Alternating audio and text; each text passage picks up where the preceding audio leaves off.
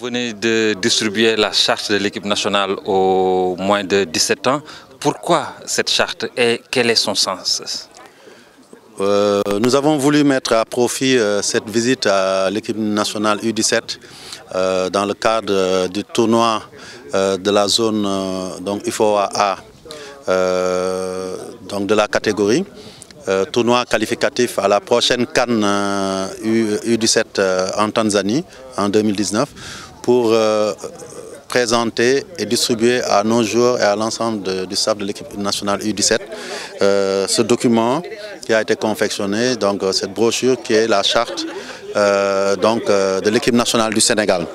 Et il nous a semblé important dès le bas âge, dans la catégorie de base, c'est-à-dire les U17, d'inculquer aux joueurs les valeurs qui symbolisent le maillot national, des valeurs patriotiques, des valeurs de civisme, des valeurs d'engagement au service de la nation. Et c'est ainsi que nous avons, depuis 2015, le comité exécutif avait adopté, donc le 17 avril 2015, cette charte et, qui contient en son sein un rappel des symboles de la République, le drapeau, sa signification, également la devise, un peuple, un but, une foi, et ensuite l'hymne national. On le sait, dans beaucoup de pays, la difficulté c'est que nos joueurs n'ont pas été formés à pouvoir chanter l'hymne national. Et nous avons pensé que donner cette charte avec l'hymne national reproduit, les textes de l'hymne national reproduit, leur permettra de le lire, de l'apprendre pour qu'au moment de la présentation, quand l'hymne du Sénégal retentira, qu'ils en connaissent le sens, que ça puisse aller au profond d'eux-mêmes, mais surtout qu'ils puissent aussi entonner l'hymne à l'unisson avec tous les supporters qui sont dans les stades, comme ça se passe partout dans le monde. Et donc je pense que c'est des moments importants. Et nous avons même pris date avec vous en leur disant que quand nous reviendrons, nous leur demanderons à tous de chanter l'hymne national un à un pour voir s'ils ont bien assimilé le texte que nous avons soumis. À côté de ça, il y a la charte proprement dite. C'est les règles pour venir en équipe nationale, comment fonctionne l'équipe nationale, quels sont les droits du joueur, quelles sont ses obligations, ses devoirs vis-à-vis de la nation. Et c'est autant de règles de vie dans l'équipe nationale que nous voulons leur inculquer à la base. Ils vont grandir avec jusqu'en catégorie senior et pourquoi pas en équipe A, de sorte qu'ils seront vraiment imprégnés de ces valeurs dont j'ai parlé. On a commencé avec eux, on va continuer avec l'équipe U20, l'équipe U23 et ainsi de suite parce que je pense qu'il est important que nos jeunes soient formés. C'est des joueurs talentueux, toujours, on en a toujours, mais c'est important qu'ils soient formés à d'autres aspects qui importent dans la victoire, c'est-à-dire l'éveil, la prise de conscience, le sentiment national et les valeurs du maillot national, des symboles de la nation que sont l'hymne, la devise, ainsi que le drapeau national. Et plus tard aussi, on leur amènera des gens qui vont leur parler d'autres symboles comme le lion, comme le baobab, pour qu'est-ce que ça représente. Et on leur amènera aussi certaines personnes expertes dans ce domaine-là pour leur parler de leur pays. Et il y aura aussi des formations plus pointues, plus précises. Nous avons pensé à organiser une rencontre avec, par exemple, certains arbitres.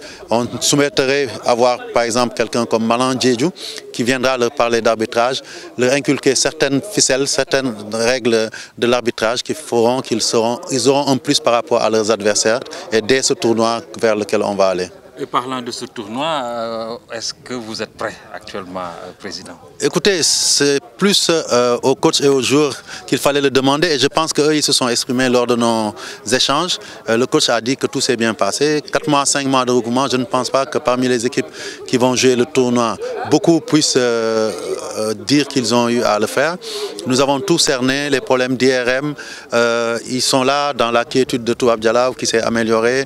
L'entraîneur a dit que la restauration se passe bien, l'hébergement se passe bien. Ils sont dans un cadre pratiquement hôtelier parce que dans leur chambre, il y a tout, il y a la climatisation, il y a la télé avec les chaînes sportives préférées, donc que je ne citerai pas comme Canal ou autre, les chaînes nationales aussi.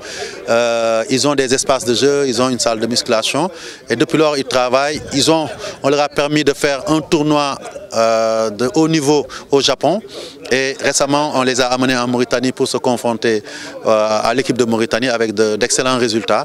C'est autant de choses qui nous permettent de confirmer l'entraîneur et le capitaine qui ont dit que tout se passe bien et qui sont fin prêts pour affronter leurs adversaires. Pour d'abord arracher une place qualificative à la prochaine CAN U17. Ce serait la deuxième qualification après celle de 2011. Et surtout, pourquoi pas gagner ce tournoi, ce qui serait aussi une première, parce que jamais dans l'histoire du Sénégal, une équipe de catégorie U17 n'a gagné un tournoi, ne serait-ce que sous-régional. La fédération injecte beaucoup d'argent dans les petites catégories et pourtant, elles ne sont pas, je dirais, productives pour l'instant. Alors, si, je suis obligé de vous corriger. Oui. Vous savez, justement, les petites catégories, avant, c'était le désert. Et comme vous le dites, à un moment donné, nous avons pris conscience que même si le Sénégal est un vivier de talent, il y avait une explication qui ne pouvait être que, je pense, une explication rationnelle au manque de résultats qu'on constate depuis des dizaines et des dizaines d'années, c'est-à-dire le travail à la base était négligé. Et donc depuis quelques années, depuis 5-6 ans, je peux dire depuis 2010, on s'y est mis à fond. C'est pour ça qu'aujourd'hui on a eu ce centre Toubab Dialaw. On va avoir un deuxième centre de formation et de préparation à Guéréo que la CAF nous a offert. Mais aussi on a commencé à injecter beaucoup d'argent, comme vous l'avez dit, dans la préparation, dans la formation en continu. Aujourd'hui nos équipes nationales en moyenne se préparent 5 à 6 mois avant d'aller en compétition. Avant, c'était une semaine et on les amenait en compétition et ils se faisaient éliminer dès le premier tour. Et donc aujourd'hui les résultats sont là. On n'avait jamais participé à une CAN U17, on l'a fait en 2011. On n'avait participé que 2 fois à une CAN U20 et on s'était fait éliminer au premier tour. Mais il faut dire qu'on vient de se qualifier 3 fois de suite en U20 pour la CAN. On a fait 2 Coupes du Monde. L'une, on a été demi-finaliste de la Coupe du Monde, l'autre on a été 8e de finaliste, on a fait 2 finales de suite de Coupe d'Afrique et on vient d'enchaîner avec une 3e qualification. Donc je pense qu'aujourd'hui on peut dire que les résultats commencent à poindre, ça veut dire que le travail est en train d'être payé, mais ça ne peut être vraiment efficient et visible que si cette catégorie U17 nous donne des satisfactions, parce que ça voudra dire qu'ils auront commencé à emmagasiner cette culture et ce vécu de la gagne dès l'âge de 17 ans et ils pourront grandir avec. Et celui qui sait gagner tout jeune sera gagner, ce que gagner veut dire quand il sera en équipe A. Et donc c'est aussi simple que ça et on y travaille et je pense que avec la DTN, avec nos différentes ligues, avec le comité exécutif, nous savons aujourd'hui que l'équipe nationale est importante. Mais il ne sera plus question au Sénégal de négliger les petites catégories parce que justement ce sont ces catégories qui sont le socle d'un football performant, même dans l'élite.